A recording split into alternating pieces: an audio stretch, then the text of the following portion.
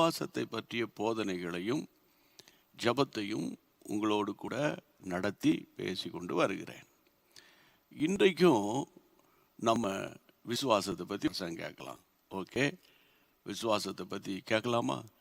அப்போது கர்த்தருடைய பிள்ளைகளே, மனுஷனால் கூடாதவைகள் தேவனால் கூடும், தேவனால் எல்லாம் கூடும் அப்படின்னு பைபிளில் ஆண்டவர் சொல்லி, தேவனால் எல்லாம் கூடும்.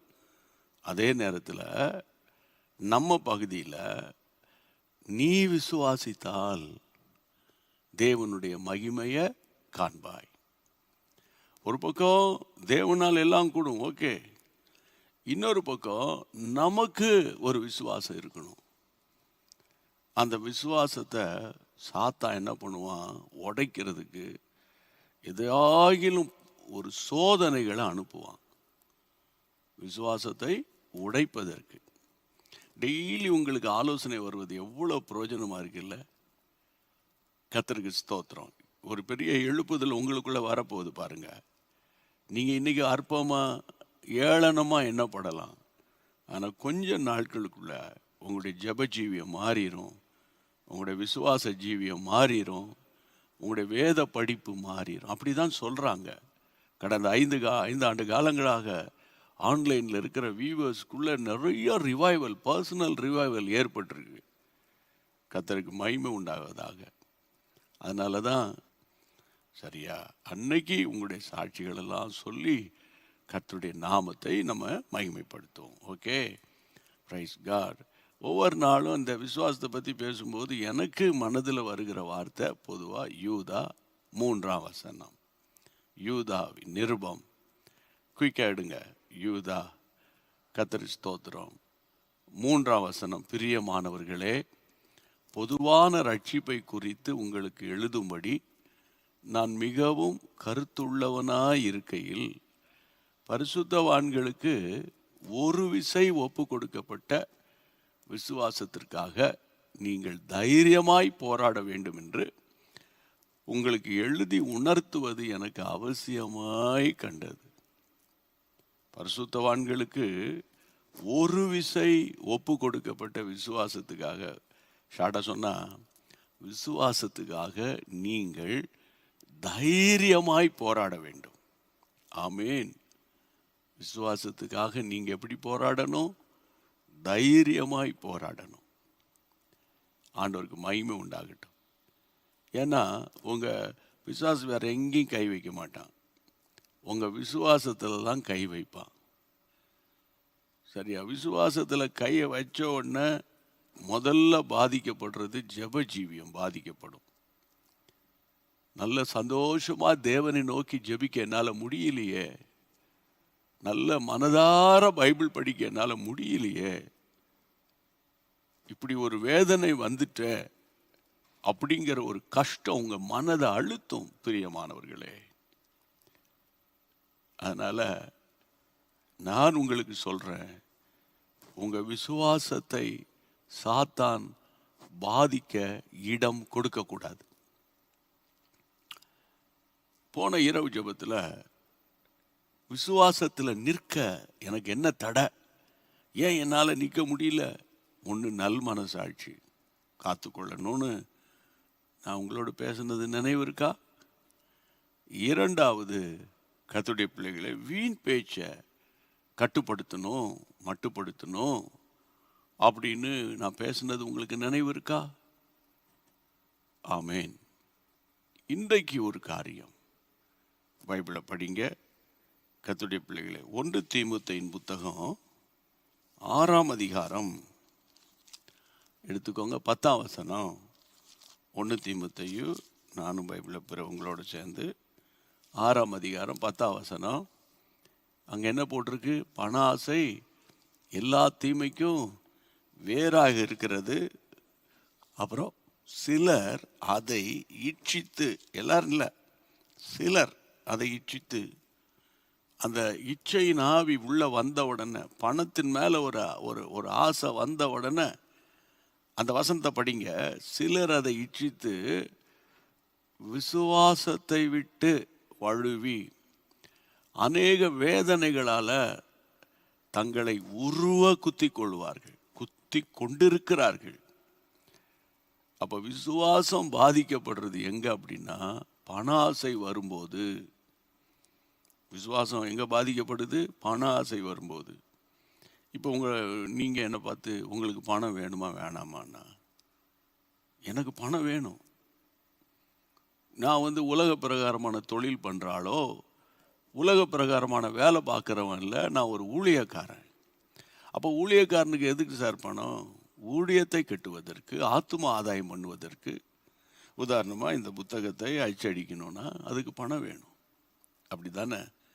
இப்போ ஆன்லைனில் உங்களோடு பேசிகிட்டு இருக்கேனே, இது இலவசமாக நடத்தப்படுகிறது நினைக்கிறீங்களோ? இல்லையே. இன்டர்நெட்டுக்கு பணம் கட்டணும், மின்சாரத்துக்கு பணம் கட்டணும்.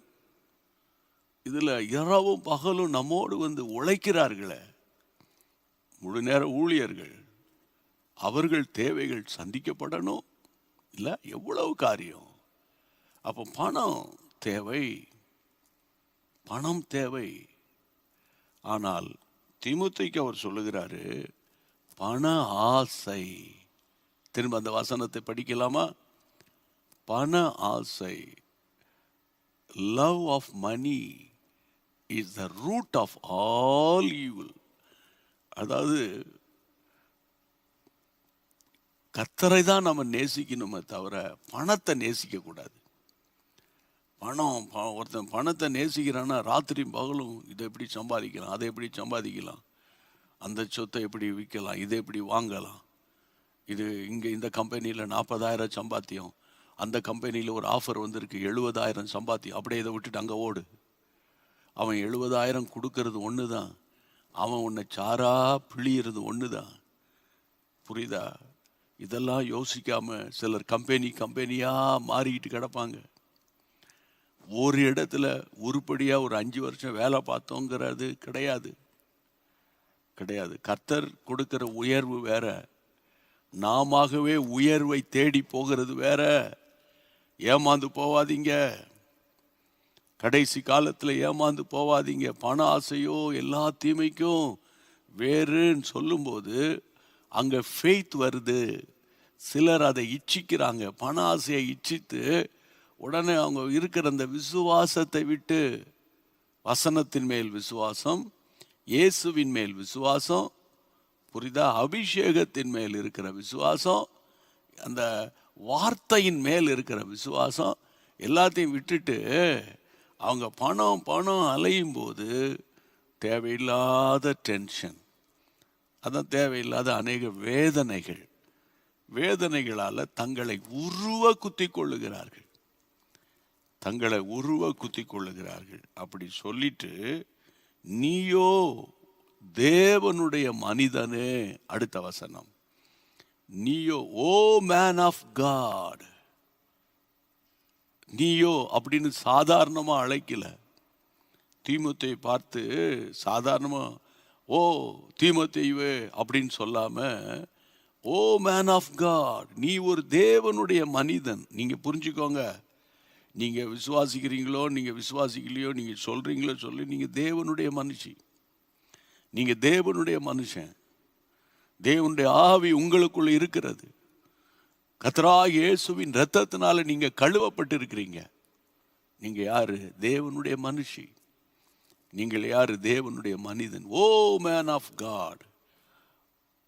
ஓ அப்படி. அதனால அவர் சொல்லுகிறாரு, நீயோ தேவனுடைய மனுஷனே, இவைகளை விட்டோடி நீதி தேவ பக்தியையும், அங்கேயும் விசுவாசம் வருது பாருங்க, விசுவாசத்தை அன்பையும் பொறுமையும் சாந்த குணத்தை அடையும்படி நாடு. சும்மா பணம்னு அலையாது. இன்னைக்கு நிறைய வியாபாரம் பண்ணுறவங்க கடனில் இருக்கிறதுக்கு காரணமே ஞானம் இல்லாமல் லாவிஷாக ஸ்பெண்ட் பண்ணுறது. ஒரு கட்டிட பொறியாளர், ஒரு சிவில் இன்ஜினியர்னு வைங்க, உங்களுக்கு ஒரு கட்டிடத்தை கட்டுவதற்கு ஒரு குடும்பத்தோடு ஒரு அக்ரிமெண்ட் போட்டு ஃபஸ்ட் இன்ஸ்டால்மெண்ட்டில் இத்தனை லட்சம் ரூபா கொடுத்தா, உங்கள் நோக்கமெல்லாம் அந்த கட்டிடத்தை எப்படியாவது சீக்கிரத்தில் கட்டணும்னு அதே நோக்கமாக இருக்கணும். உடனே மெட்டீரியல்ஸ் வாங்க வேண்டிய பணத்தெல்லாம் கொண்டு போய் உங்கள் சொந்தத்துக்கு ஒரு காரையும் அல்லது உங்களுக்கு வேண்டிய பொருளையும் சேர்த்து மெட்டீரியலுக்கு கொடுக்க வேண்டிய அந்த கம்பெனிக்கு அந்த கடைக்காரனுக்கு கொடுக்க வேண்டிய பணத்தை கொடுக்காம நிலுவையில் வச்சிங்கன்னா 4 மாதம் கடைக்காரன் பார்ப்பான், 5ஆம் மாதம் உங்களுக்கு மெட்டீரியல் சப்ளை பண்ண மாட்டான். அப்போ அந்த வீடு கட்டுகிற இடத்துல வீடு கட்டப்படாமல் நிற்கும். உதாரணத்துக்கு சொல்கிறேன். அப்போது கர்த்தருடைய பிள்ளைகளே, அப்போது உங்களுக்கு வர வேண்டிய வரவை மட்டும் எடுத்துக்கொண்டு அந்த வீட்டை கட்டி முடித்து ஒரு 5 மாதத்தில் கட்டுவேன் என்றால் 3 மாதத்தில் கட்டி கொடுக்கக்கூடிய அளவுக்கு ஃபாஸ்ட்டாக ஒர்க் பண்ணிங்கன்னா உங்கள் மனதுக்கும் ஆறுதலாக இருக்கும், அந்த வீட்டுக்காரங்களுக்கும் சந்தோஷமாக இருக்கும், உங்களுக்கும் வர வேண்டிய வருமானம் வரும், அதிலே நீங்கள் சந்தோஷமாக இருக்கலாம். அநேகர் பணம் வரும்போது பார்த்தீங்கன்னா உடனே ஹோட்டலுக்கு போகிறது, துணி கடைக்கு போகிறது, அதை வாங்கிறது, இதை வாங்கிறது. மாத சம்பளம் வந்த உடனே எல்லா செலவையும் செலவழித்து 2வது வாரத்திலேயே பேங்க்கில் ஒரு பைசா இல்லாமல் வள்ளுசா எல்லாத்தையும் செலவழிச்சுக்கிட்டு கடைசியில் 3வது வாரம் வரும்போது யார்கிட்டையாவது கடன் வாங்கலாமா, நீங்கள் ஒரு 50,000 தரீங்களா அப்படின்னு நிறைய பேர். ஆனால் சபைக்கும் போய்க்கிடுவாங்க, ஜபமும் பண்ணிக்கிடுவாங்க, கடன் பாரம் அப்படி நிலுவையிலேயே இருக்கும். அதனால் என்னுடைய அன்பான தாழ்மையான ஆலோசனை, கடன் மேலே கடனை ஏற்றாதீங்க. கடனை நீங்கள் பாட்டுக்கு ஏற்றிக்கிட்டு கடைசியில் கர்த்தர் மேலே நீங்கள் கர்த்தருடைய பிள்ளைகளை பழிய போடாதீங்க. அப்போது என்னுடைய விரலுக்கு தகுந்தது தான் வீக்கம், என்ன என் விரலுக்கு தகுந்தது தான் வீக்கம், என் உயரம் எனக்கு தெரியணும். அந்த மாதிரி நீங்கள் பழகுனீங்கன்னா நீங்கள் கடன் இல்லாமல் தொழில் செய்வீங்க. ஆமேன். கர்த்தரை சார்ந்து இருக்கும்போது உங்கள் தொழிலும் உங்கள் வீடும் உங்கள் வியாபாரமும் உங்களுடைய கையின் பிரயாசமும் உங்களுடைய வருமானமும் ஆசீர்வதிக்கப்படும். அதை தான் அவர் சொல்கிறார், பண ஆசை வந்துடக்கூடாதுப்பா, பண ஆசை வந்துடக்கூடாது. எனக்கு அன்பான கர்த்தருடைய பிள்ளைகளே, அதாவது பண விஷயத்தில் நீங்கள் ரொம்ப உண்மையாக இருக்கணும். எனக்கு பரிசுத்த ஆவியானவர் அதை என்னுடைய ஊழியத்தின் டே 1லேருந்து கர்த்தர் சொல்லி கொடுத்தார். 5 ரூபானாலும் அந்த 5 ரூபாக இவங்க கொடுத்தாங்க. நான் ஊழியத்துக்கு வந்தபோது ஒரு அங்கிள், அவங்க கர்த்தருடைய பிள்ளைகளை, அந்த அங்கிள் நானும் ஒரு சிறு கூட்டத்துக்கு போனோம். நான் ஒரு இளைஞன், ஒரு 20 வயது. அந்த அங்கிள் நானும் சேர்ந்து ஒரு கூட்டத்துக்கு போனோம். அங்கே ஒரு தீர்க்கதரிசி வந்து ஊழியம் செய்தார். அவர் தீர்க்க தரிசனம் ஒவ்வொருவருக்காக தலையில் கை வச்சு ஜெபிச்சுக்கிட்டே வந்தார். அப்போது என்கிட்ட வரும்போது, எங்கள் வரிசைக்கு வரும்போது, என் தலையில், நான் தலையை முழங்கால் போட்டு அப்படி கூனி குறுகி இருக்கிறேன்.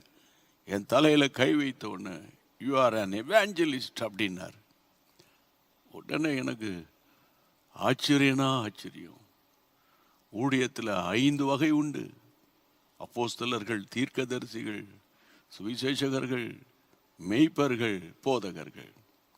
அப்போ இந்த இந்த சுவிசேஷ ஊழியம்தான் எனக்கு பாரம். சபைகளை சுவிசேஷ மயமாக்கணும், சும்மா கிடக்கிறவனெல்லாம் சுவிசேஷம் அறிவிக்க வைக்கணும். அதான் என்னுடைய பாரம். நான் ஒரு சின்ன பையன், 20 வயசு. அந்த தேவ மனிதர் கையை வைத்த உடனே சொன்னார், நீ என்னுடைய சுவிசேஷ ஊழியக்காரன் என்று சொன்னார். கூட்டம் முடிந்த உடனே அந்த அங்கிள், நீங்கள் தேவனுடைய ஊழியர் அப்படின்னு ஒரு 5 ரூபாய் காணிக்கையை என் கையில் கொடுத்தார்கள். கர்த்தருக்கு ஸ்தோத்திரம். ஆண்டவருக்கு மகிமை உண்டாகட்டும், நான் உன்னை ஹானர் பண்ணுறேன் அப்படின்னு. கர்த்தருக்கு மகிமை உண்டாகட்டும். ஊழியத்தில் 2014ஆம் வருஷம் 30 ஆண்டுகள் நிறைவு பெற்றது, 2014. அப்போது அந்த அங்கிளை அழைத்து நான் எங்கள் ஊழியத்தில் அவரை ஹானர் பண்ணேன். இப்போ கொரோனா காலத்தோடு அவங்க ஓட்ட முடிந்து தேவ சமூகத்துக்கு போயிட்டாங்க. அந்த அங்கிள் பெயர் எட்வர்ட் என்ற ஒரு தேவ மனிதன். இன்றைக்கு நான் உங்களை பார்த்து சொல்லுகிறேன், உங்களுடைய தேவைகளை கர்த்தர் சந்திப்பார். சரியா? பயப்படாதீங்க. ஜெபம் பண்ணிடுவோமா? ஜெபம் பண்ணிடுவோமா? உங்கள் தேவைகளை கர்த்தர் சந்திப்பார். ஆண்டவரே, யார் யாரெல்லாம் இந்த 15 நிமிஷம் பிரசங்கம் கேட்டாங்களோ அவருடைய தேவைகளை சந்தியும் ஆண்டவரே. வேலை இல்லாதவர்களுக்கு ஒரு வேலை வாய்ப்பை உண்டாக்கி தாரும் கர்த்தாவே. வேலை இழந்து நிற்கிற பிள்ளைகளுக்கு ஒரு அற்புதம் நடக்கட்டும். கடன் பாரம் தாங்காமல் உயிரை மாய்த்து கொள்ளலாமா நினைக்கிறவங்களை தப்புவியும். உங்களுடைய கிருபை தாங்கட்டும். பாரங்களை உங்ககிட்ட சொல்றாங்களோ காரியங்களை வாய்க்க பண்ணும். கண்ணீரோடு எங்கள் ஜேஎம்எம் குடும்பங்களுக்காக நான் ஜெபிக்கிறேன். யூடியூப் ஃபேமிலிஸ்க்காக எங்கள் குடும்பப்பா, எங்கள் குடும்பத்தில் யாராவது ஒருத்தருக்கு கஷ்டம் வந்தா எல்லாருக்கும் கஷ்டம். அந்த பாரத்தோடு நான் ஜெபிக்கிறேன். கர்த்தர் தொடர்ந்து நடத்தும். உமக்கே மகிமை உண்டாகட்டும். கர்த்தர் ஜெபத்தை கேட்டதுக்காக ஸ்தோத்திரம், ஸ்தோத்திரம், ஸ்தோத்திரம், ஸ்தோத்திரம். இயேசுவின் நாமத்தில் பிதாவே, ஆமென். மறந்துடாதீங்க, போல கர்த்தரை ஸ்தோத்திரம் பண்ணுவோம். Praise God. சேர்ந்து சொல்லுவோமா? என் ஆத்துமாவே கர்த்தரை ஸ்தோத்திரி, என் முழுவதுமே பரிசுத்த நாமத்தை ஸ்தோத்திரி. என் ஆத்துமாவே கர்த்தரை ஸ்தோத்திரி, கர்த்தர் செய்த சகல உபகாரங்களை மறவாதே. ஆமென். சேர்ந்து பாடுவோம். ஜெயம் கொடுக்கும் தேவனுக்கு கோடி கோடி ஸ்தோத்திரம். வாழ்வளிக்கும் இயேசு ராஜாவுக்கு வாழ்நாளெல்லாம் ஸ்தோத்திரம். நமக்கு ஜெயம் கொடுக்கும் தேவனுக்கு கோடி கோடி ஸ்தோத்திரம். வாழ்வளிக்கும் இயேசு ராஜாவுக்கு வாழ்நாளெல்லாம் ஸ்தோத்திரம்.